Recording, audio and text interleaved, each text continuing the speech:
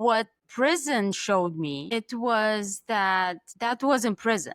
Prison was the life that I've lived before, stuck in all of those mental concepts that I created for myself, basically, because nobody put that in my mind. It was my mental construct of what success looks like.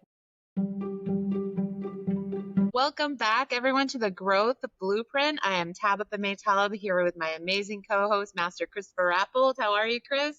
I'm doing well. We have such an incredible guest for y'all today. I cannot wait for you to be part of this conversation. Andreea Parc is here with us. Hey, Andreea. Hello, thank you for having me. We are so thrilled to have you here. Let me tell you a little bit about Andreea before we get started. She is an author, empowerment counsel, and co-host of her own podcast, Alive Again. She specializes in helping attorneys in their first decade of practice build sustainable, ethical, and fulfilling legal careers without burning out or losing themselves in the process. So key. A former attorney herself, Andreea brings hard-earned wisdom to her work, having experienced the intense pressures and consequences of the legal profession firsthand, including a journey through personal downfall and redemption. Today, she draws on that lived experience to guide early career lawyers through the mental, emotional, and ethical challenges of legal life. Her coaching is grounded in two signature frameworks. I love this. So easy to remember. Apple, awareness, presence, perspective, letting go, and empowerment. And the second is money management, optimization, needs, earnings, and yield. Can't wait to hear more about that. Andreea is also the author of Alive Again, My Journey from Attorney to Redemption in Prison and Predict Your Outcomes. And she is passionate about helping others reclaim their purpose, their values, and their voice, both in law and in life. So we are so excited to ask you some of the questions, and welcome. Thank you so much. Wow. Okay, so I get to have the first question, and I think our guests understand why I was so excited after hearing your bio. So, can you tell us a little bit about your background and involvement in creating environments that foster leadership and character growth? I'm very curious about this first question for a couple reasons. So, please, I'm going to turn it over to you, and I might have some follow-up. Of course. That's a great question, and thank you for that. What I do now is based on my experience. So I grew up in Romania. I graduated law school, and after that, I came to the US at 22. I've always dreamed to be a New Yorker, so here I am for the past 28 years in New York. I went to school and I became a New York State licensed attorney. But people who are professionals and especially attorneys know the pressures of this profession. So I was looking for the shiny objects. I was stuck in that perspective of I would do anything to be successful. I created since I was young an image of what a successful businesswoman and attorney should look like. And I mirrored all of my decisions out of that perspective and that image. And it turned out that I made some bad decisions. And I got involved with the wrong clients and I ended up in prison for almost 3 years. What prison showed me, it was that wasn't prison. Prison was the life that I've lived before, stuck in all of those mental concepts that I created for myself, basically, because nobody um, put that in my mind. It was my mental construct of what success looks like, what leadership looks like, what a successful attorney, so on and so forth. And the reason why I'm doing what I'm doing now is to show attorneys in the first 10 years, because most attorneys get into trouble, and especially solo practitioners get into trouble in the first 10 years. And I was there. And what I'm doing now is to show them how to basically live a normal life from the beginning. I hope that this answered in a nutshell your question. It answers in a nutshell my question, and I just have one question for you, but it has 26 subparts. So I'm gonna try to contain it. First of all, I appreciate your vulnerability. I love the authenticity of you being very forward with mistakes that you've made, and the fact that you recognized it's such an easy trap to fall into. So let me use my life and my experience as a way of preventing other people from falling into that same trap. I guess my question for you is and when you're talking about being an attorney, you really are flirting with you're flirting with a line of character and leadership based on who you're representing, perhaps more than any other profession, because there's truth, there's untruth, there's versions of the truth, etc. So, how, what, what have you found, Andreea, that allows you to coach people, first doing it yourself and then coaching people on how to keep that line of integrity with yourself so that you don't get caught up? You were talking about truth.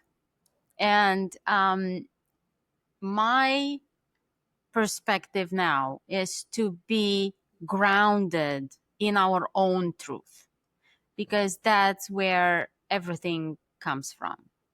And the leadership that and character that I teach now is living by example. If we are who we truly are, and if we stay grounded in our own truth, that's where all the other truth stems from. Because being an attorney is helping other people, and it's very easy to fall into the legal system is broken, and clients are crazy and this and that. But what I teach is radical responsibility. Who am I in all of this? Yes, the legal system is broken, but going back to my experience, because as I said, I teach everything from my experience. Going back to my experience, yes, I had clients that did some things. Yes, the legal system is broken. But I put myself in the situation in the first place. So it is my responsibility to who I am to lead people and to show character. And I was working on last week on a video that is the core of why my law firm collapsed, is because I did not took full responsibility of who I was, my law firm, my practice, my clients, my employees. And it's very interesting that attorneys these days, especially solo practitioners in the first 10 years, they either want to do everything themselves or delegate without taking full responsibility. Either of these two choices are good. Neither of them are good, because we can't do everything. We're not Superman or Superwoman. Clearly, if we learn how to delegate, what I did, I delegated, but I didn't take full responsibility for their own mistakes, because we're all human. I mean, everybody makes mistakes. But it was the point, finger pointing. She did this, she didn't do that, and things like that. Clients were all over the place. They did, and no, it was my responsibility for everything, for taking control of my office, for basically training, hiring, firing, and being afraid and running away from my own responsibilities. That's where um, things went south. I um, I, I can relate. Obviously, I run some companies, and there's a tremendous freedom that comes from taking full responsibility. It's painful at first, but even in the case of, let's say, an employee did something unethical, well, it's still your fault because, or it's still my fault because I hired them at some point. So it's a tremendous burden, but I think the return is that if it's your responsibility, then you own it. It's nobody else's fault. And I think when you warm up to that idea, there's a tremendous amount of power as a result of that. So thank you. I appreciate that answer. And I got more And as probably to. yeah, and circling back to your original question Yes. about leadership, that's Yes. where a great leader, that's the power of a great leader, to Yes. know, to have the backbone and responsibility. Because if we are grounded in our truth and we know how to take full responsibility, that's a great, and to ask for help, ask questions, that's a great leader. Yes. For sure. Absolutely. People who listen to the podcast know one of the things I love to do is I love to take like what I call bumper sticker moments, and the idea of radical responsibility is just feels like just a thing to have above your desk, right? To look at every day. I love that. And I'm really thinking a lot about, you keep saying those first 10 years, those first 10 years, and I think that's going to resonate with a lot of young professionals because we spend those years focus so hard on what we want to do and how we want to build our career when we forget to pay attention to who we want to be in those moments, in those young, like professional years. So I love that you're kind of getting in there with young professionals and saying both of these things are important. That's phenomenal. Andreea, I love a good, simple, clear framework. So I would love if you would share a little bit more about Apple and money and how you use that to support your clients to cultivate that personal empowerment and also that professional resilience. Yes. um, so how I teach, and and teach in the same time, we're teachers and students. Every time I speak to a client, I learn something about myself and about life. Um, so it's super interesting, to going back to responsibility. Why I have these frames is because I want people to go back to why they're doing why they're doing. So why are you an attorney? It's because you either wanted to be an attorney, wanted to serve people, or because your parents wanted you to be an attorney, which was my case. Um, so, okay, you were young, your parents wanted you to be an attorney, you became an attorney. All right, now it's your responsibility. What do I do now? I'm an attorney. What exactly do I want from my life? And when we have that clarity on who we are, then how do we implement that? Because it's very easy to be all over the place. And the reason why my law firm collapsed is because um, I wanted to become a licensed attorney in New York so bad that I didn't care about anything else. The focus was on that. When I passed the bar and I was admitted to practice, I didn't focus on anything. I lost my why. Why I wanted to be an attorney. And I didn't have any structure on running an office, on taking care of practice of employees. I was all over the place. And I was sitting in that cell in prison, and I went through all the mistakes that I've made in my life. And Apple is for the mindset, and it stands for awareness, perspective, presence, letting go, and empowerment. Nothing happens without awareness.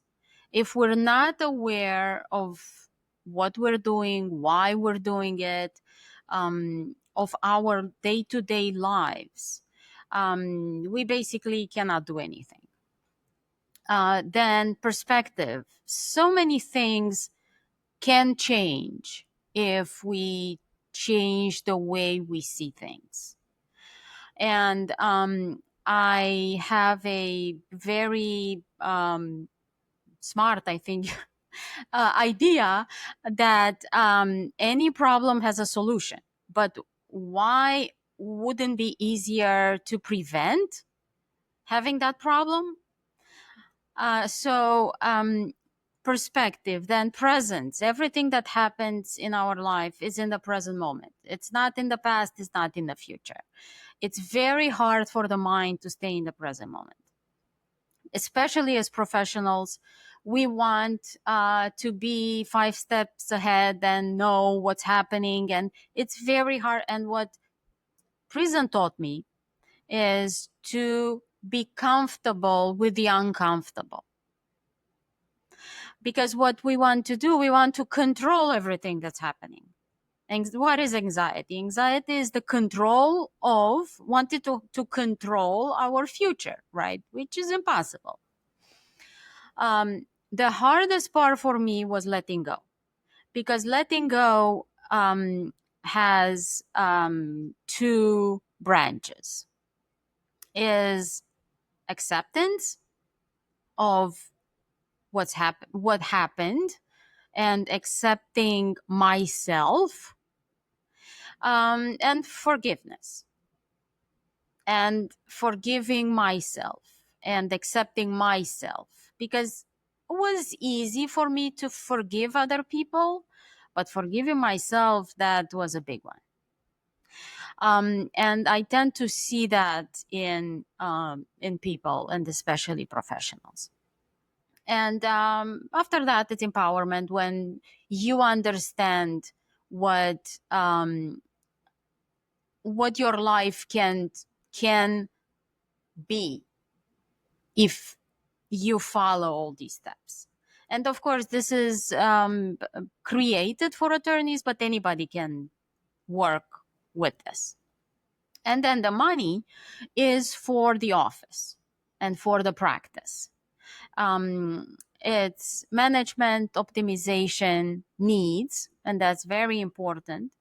And then is equity and yield. So basically, I teach attorneys what law school didn't, because of my own experience.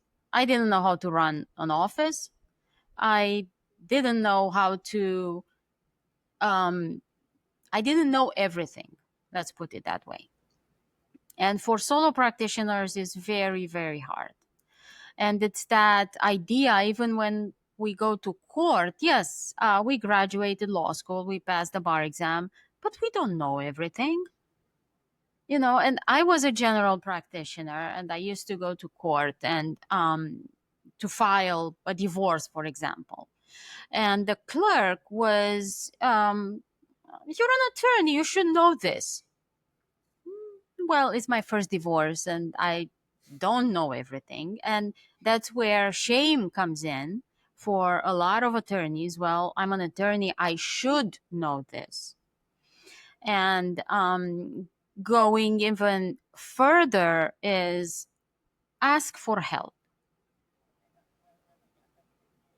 And part of the money program is how do I manage the office as a leader and practice law ethically? I love that. I'm thinking, again, this is so applicable for so many professions. And I love a good why. I mean, one of the things I have above my desk is if the why is powerful, the how is easy, right? And so I love that you're leaning into the why. And you've mentioned several times working with solo practice attorneys.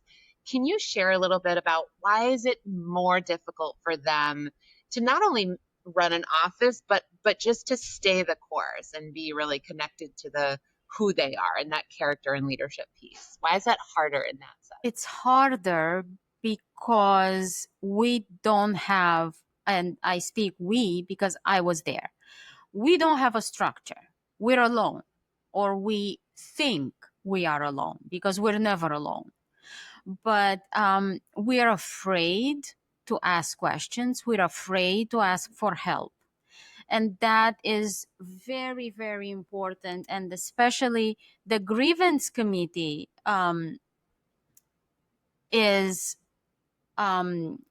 the entity that oversees attorneys. And the worst fear of an attorney is to have a grievance committee knocking on your door or sending you a letter.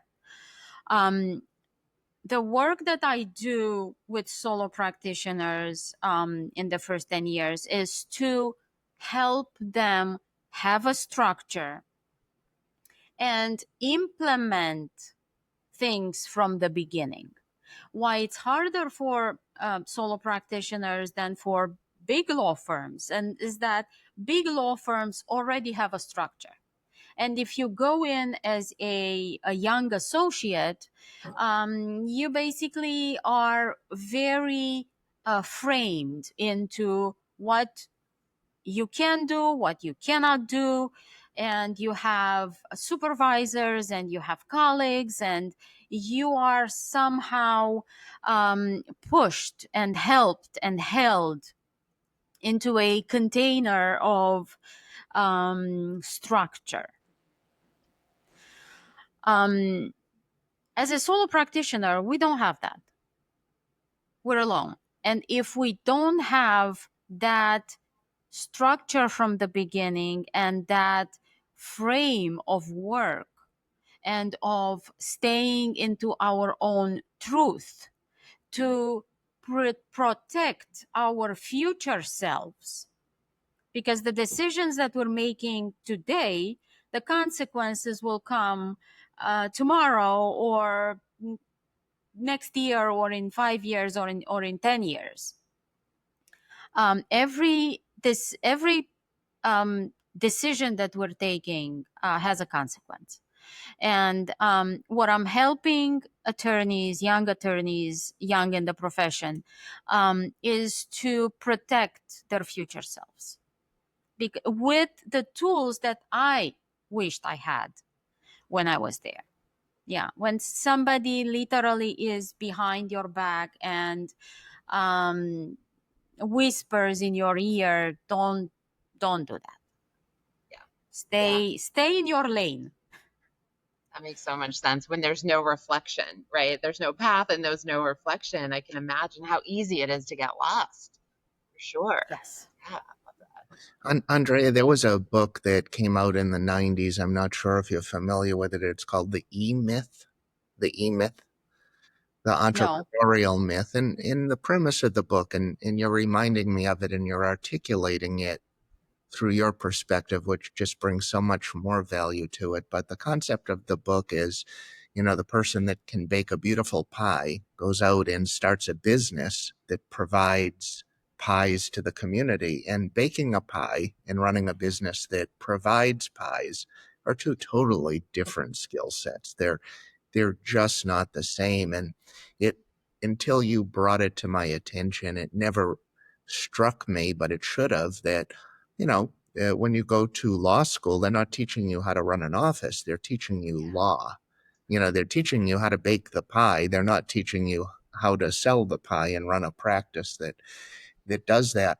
I wonder, to really create the vision. Could you share a specific instance, maybe a before and after, of one of your clients, somebody, one of these people that, you know, they had all of the stars in their eyes and the vision for what they were going to do in law. They opened a practice, and then all of this other stuff came in.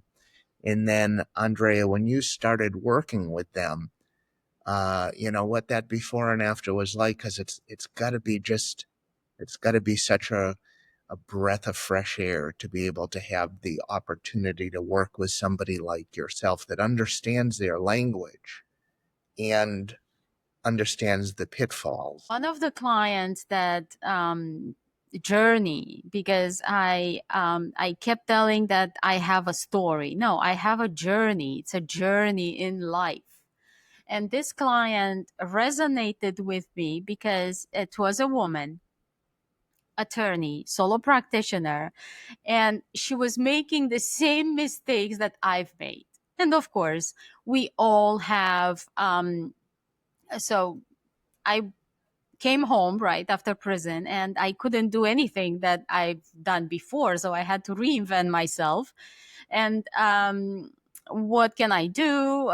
Be a coach. And I took the classes of Erickson coaching. And one of the principles of Erickson coaching is that we're all perfect and we don't make mistakes. We just do things with the we have the best intentions, and we do things and make decisions with the tools that we have at that moment.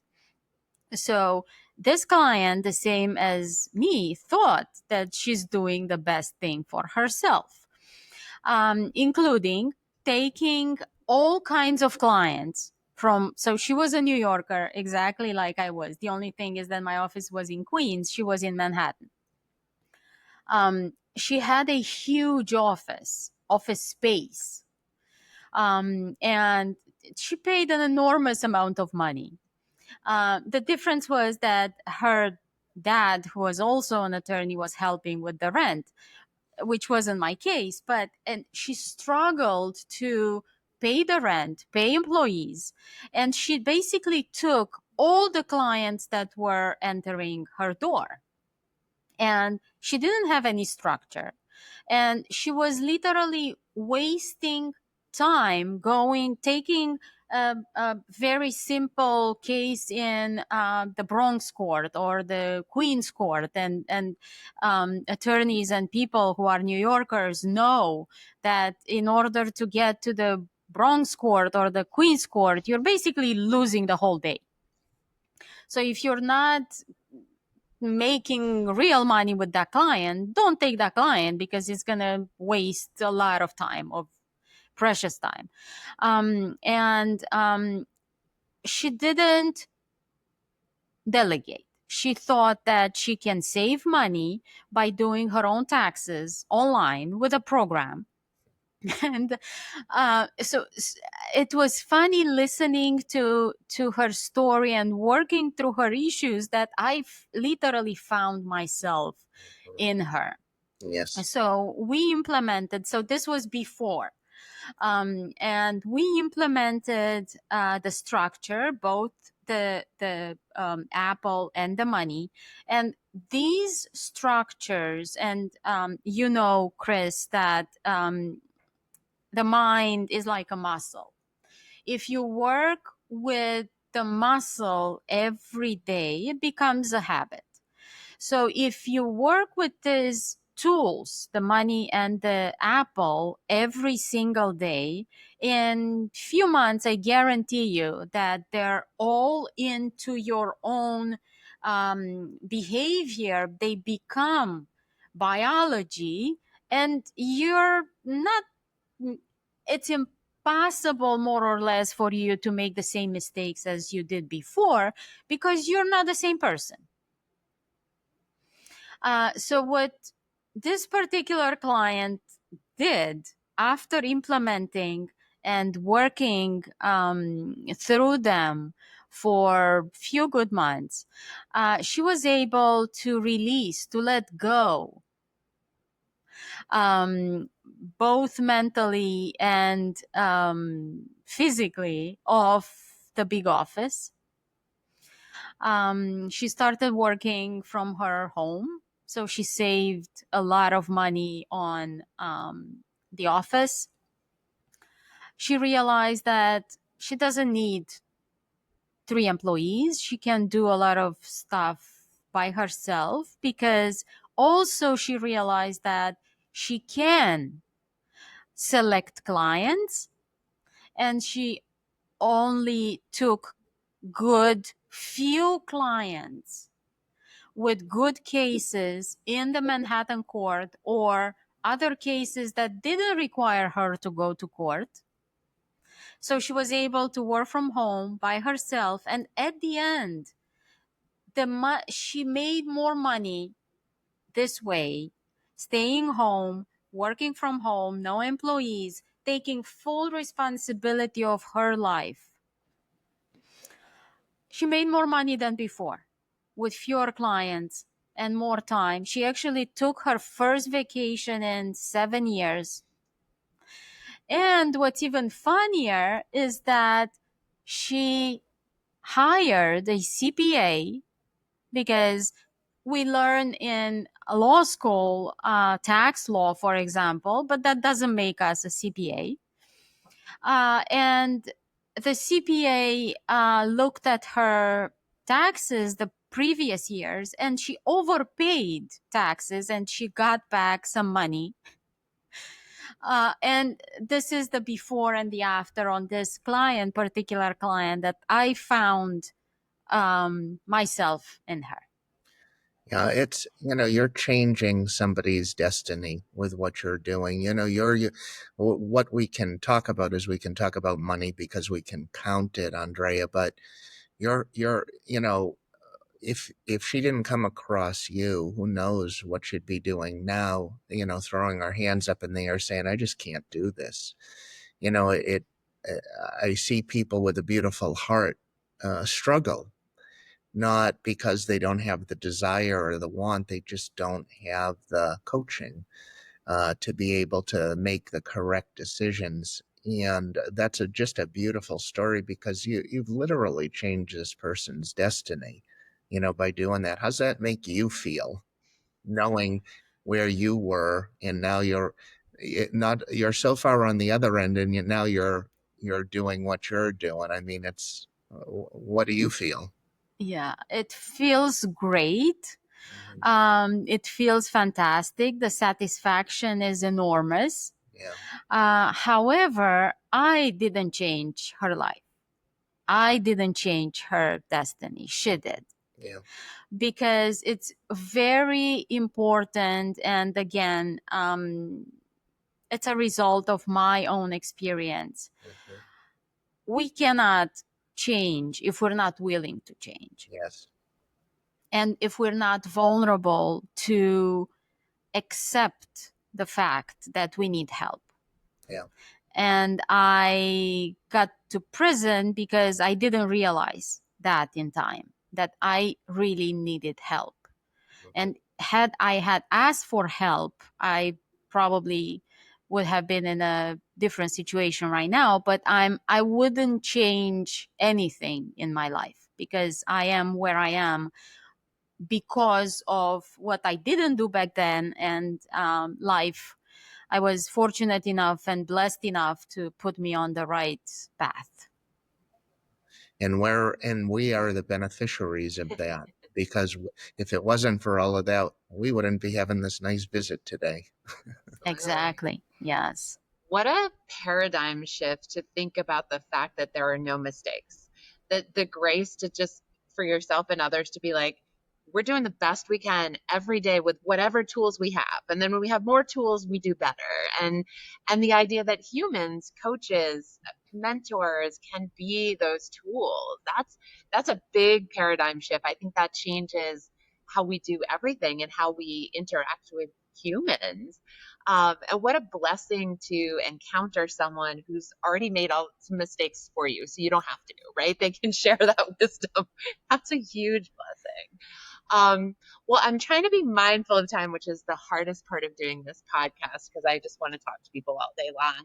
But I'd love to just ask one more question before we start to close out, because you've had quite a journey, Andreea. We are only getting a small piece of it, but it's been quite a journey, and I'm curious about what's the legacy you hope to leave with early career lawyers, with the professionals you work with? What kind of ripple effect are you hoping to create in general, but, even specifically in the legal field, which is a very specific atmosphere?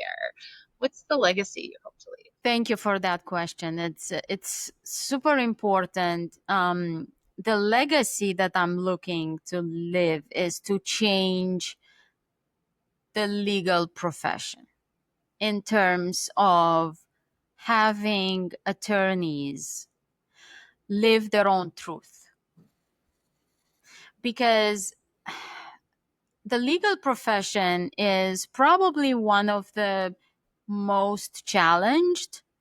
More than 50% of attorneys have some sort of mental issue or addiction because of the life that we live.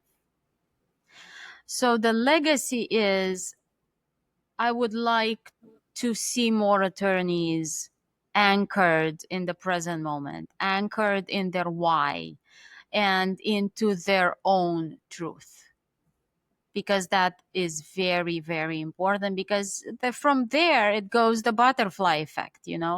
If we are true to who we are, if we are vulnerable and open to ask questions and ask for help, a lot of the disciplinary committee issues are because of the enormity of the issues where attorneys find themselves in. If they would have asked for help earlier, they would not have gotten to where they are. But it's never too late in any situation to ask for help. And we're humans. We don't know everything. We're not Superman or Superwoman. We all need help, and we're not alone in this process.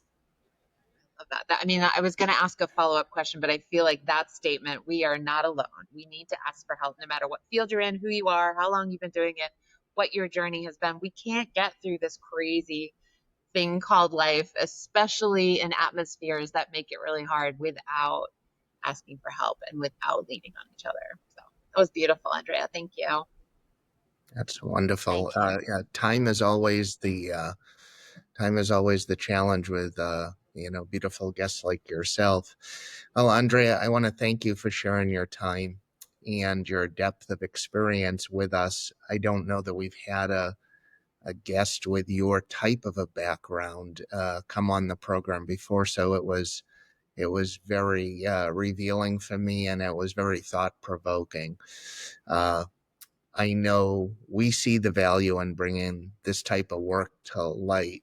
My hope is that with more conversations like this, people will learn and value the approach, and the topic will be moved from a nice to have when we talk about, legacy, and we talk about finding your truth, to realize that it's not a nice to have, it's a need to have if we really want to maximize ourself, our department, our company, our team, etc. So on behalf of myself, my partner Tabitha May Talib, thank you all for listening. We invite people who have joined us to please subscribe so you don't miss an episode, and please share the Growth Blueprint podcast with others. This will help us to continue to attract high-level thinkers like Andreea on the topic of leadership and in building culture.